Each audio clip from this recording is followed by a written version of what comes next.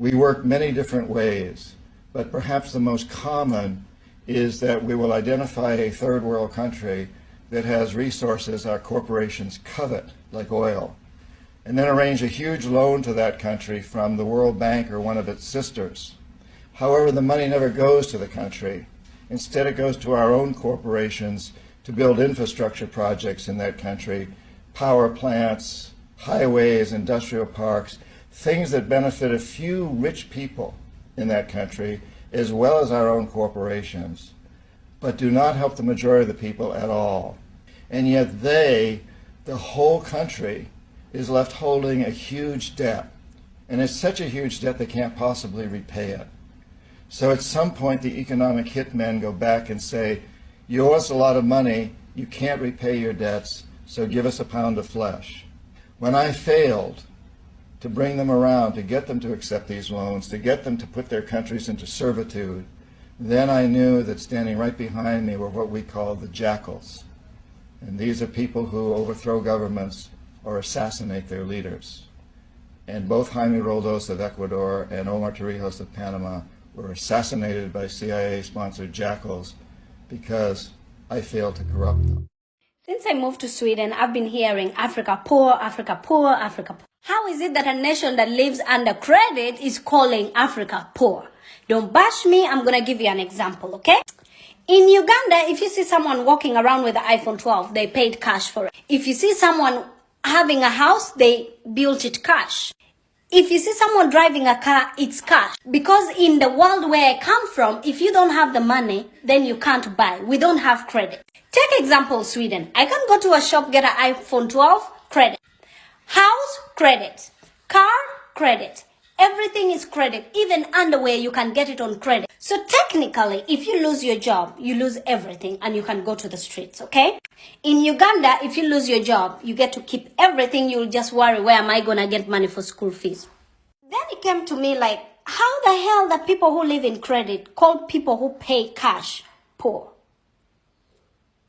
I started my own nonprofit because I was so sick of hearing about these poor people who needed our money, and my heart would break and I'd see these starving children.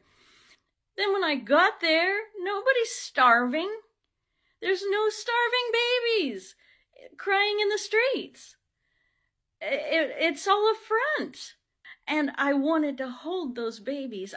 I literally said in my videos as I was preparing to go to Rwanda that I was going to go there and feed Rwanda. I was just so committed. So what we're working with in Rwanda now, since they are not starving, is that we work together, we make teams, we create businesses.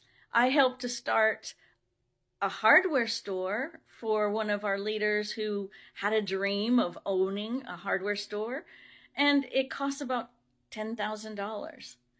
That's for everything, and now he's booming. So it doesn't take a lot to change lives. We are a poor nation. The bank code we follow. They say firewood, not smoke. They say we need to plant more trees. And they are not giving us money.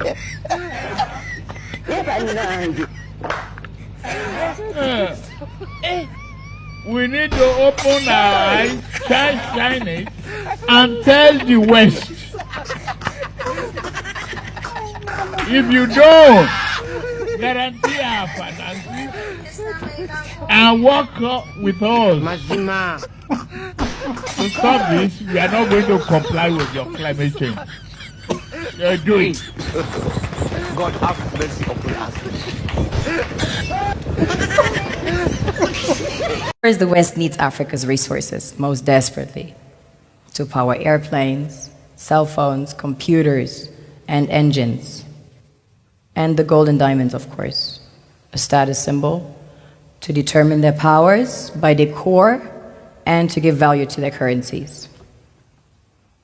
One thing that keeps me puzzled, despite having studied finance and economics at the world's best universities, the following question remains unanswered.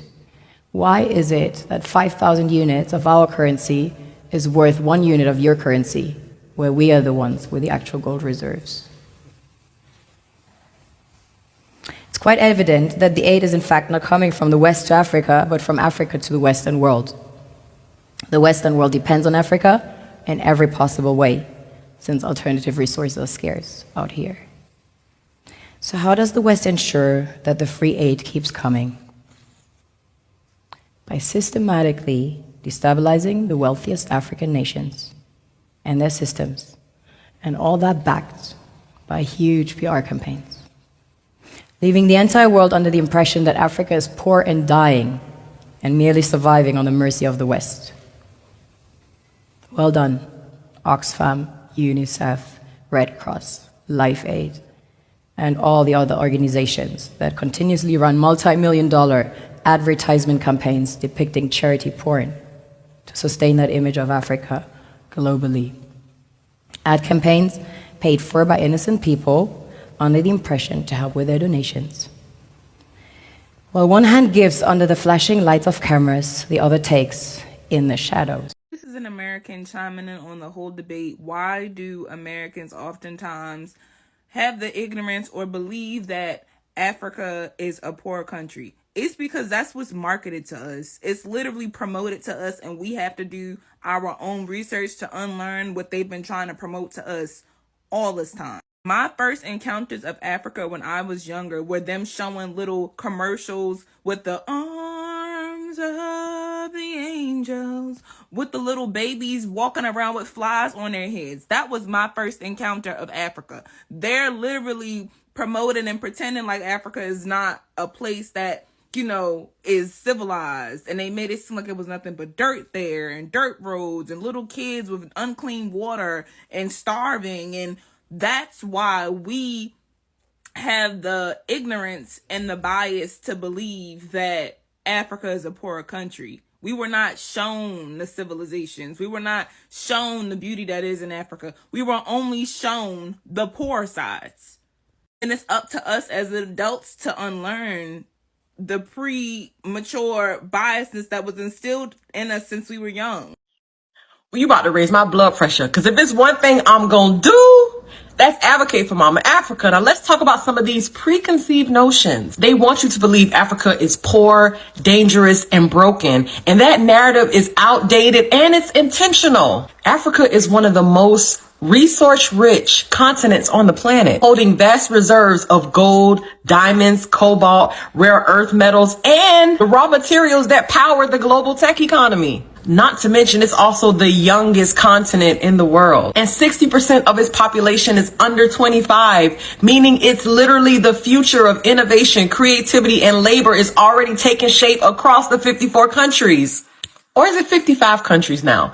But anyway, it's also home to the oldest human fossil. Africa is the blueprint. It's the cradle of modern humanity. And a lot of people speak about Africa and treat it like it's one country, but the continent is vast, it's diverse. Over 2,000 different languages are spoken, hundreds of different cultures, and some of the fastest growing economies on earth. So when outsiders use these preconceived notions to convince you a place is hopeless, it's often because they want to exploit it while you look the other way. And when people tell us, go back to Africa, baby, I pack my bags gladly. But if you only know the Africa they show you, baby, you won't know Africa at all. So I hate it when I hear people saying Africa is poor, Africa is poor, Africa is poor. Listen, Africa is not poor.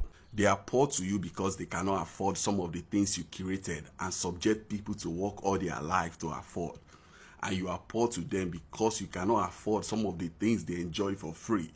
The good climate, the good weather, good food, and what have you. You get the point now. Listen, here in America, if you stop work for 1 month, you can go homeless. But somebody in Africa can party from January to January and still go home and have somewhere to sleep. You get the point. Here you own nothing, but if you see anybody in Africa driving any car, it's fully paid for. If you see somebody driving Lamborghini, Rolls Royce, Phantom, and all that, it's fully paid for. If you see anybody living in a nice house, it's fully paid for. You understand? We don't live on credit in Africa, but here you live on credit. So why are you saying Africa is poor, Africa is poor, Africa is poor? Stop subjecting people to be like you. You understand? You cannot be dragging people from a different culture to be like you and expect them to have what you have. It doesn't work like that. Leaving the entire world under the impression that Africa is poor and dying and merely surviving on the mercy of the West. Well done, Oxfam, UNICEF, Red Cross, Life Aid, and all the other organizations that continuously run multi-million-dollar advertisement campaigns depicting charity porn to sustain that image of Africa globally. Ad campaigns paid for by innocent people under the impression to help with their donations. While one hand gives under the flashing lights of cameras, the other takes in the shadows. We all know the dollar is worthless, while the euro is merely charged with German intellect and technology, and maybe some Italian pasta. I am Malens, and I come from the richest country in the world. It is located in the richest continent in the world, in the west of the richest continent. My country is called Sierra Leone. On the surface, we are blessed, producing the most exquisite harvest of coffee, cocoa, fruits, vegetables, and caoutchouc. You name it, we've got it. Besides gold and diamonds, we have about 20 precious minerals that have been discovered as of today. We are blessed with the real treasures kings and queens of this world desire. Of course, the West needs Africa's resources to power airplanes, cell phones, computers, and engines. And the gold and diamonds, of course, a status symbol to determine their powers by their core and to give value to their currencies. It's gonna change. As individual little African countries, we are wannabe boxers. We will never make it fighting against the heavyweights. We must speak with one voice. Yeah. And this is exactly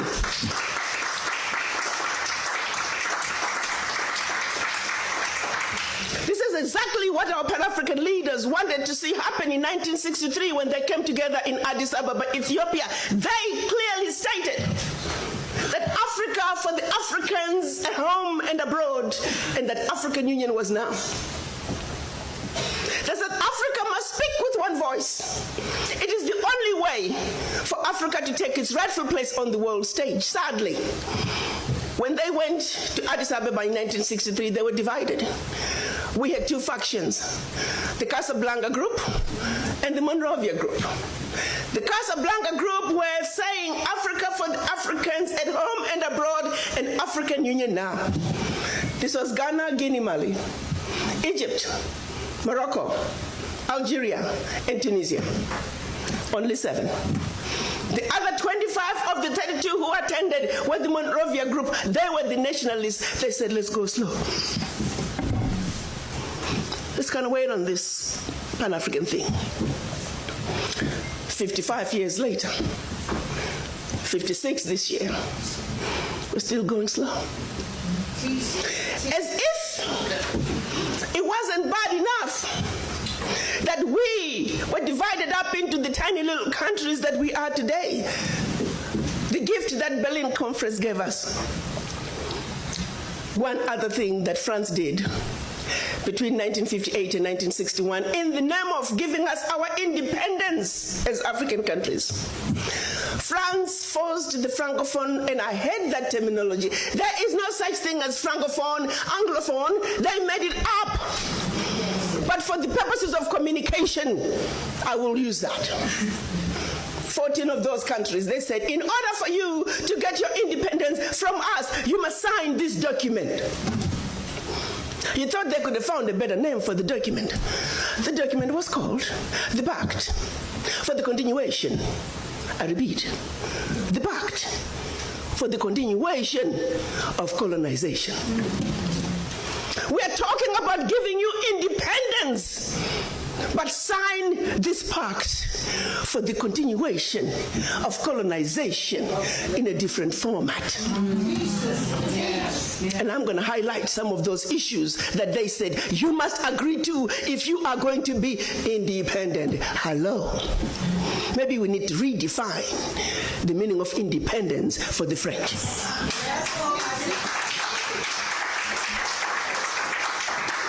First, France said, you see, you monkeys, you don't know how to manage your money. We're going to demand that you deposit 85% of your bank reserves with the French Minister of Finance. Under the French Central Bank, under the control of the French Minister of Finance. France is then going to take your 85% bank deposits from each and every one of you. Deposit those funds in the French stock market under the French name. And you may or may not know the returns. Today, as we speak, the latest figures are saying for every 14 billion that France invests in the stock market from Africa, they are realizing upwards of 300 billion in return. Every year in, year out, because of these deposits from the African countries, France is taking out of Africa over $500 billion. Now figure it out. For every 14 billion, the returns on the investment are over 300 billion, and they are taking over 500 billion. So in actuality, France is taking out of Africa trillions of dollars year in and year out from us poor people, Africans. Back to the pact. So should you want to access some of your money that you have deposited with France, you have to submit your country's financial returns. And if approved, you get to get it as a loan. You can only access up to 20% of your money year in, year out as a loan at commercial interest rates.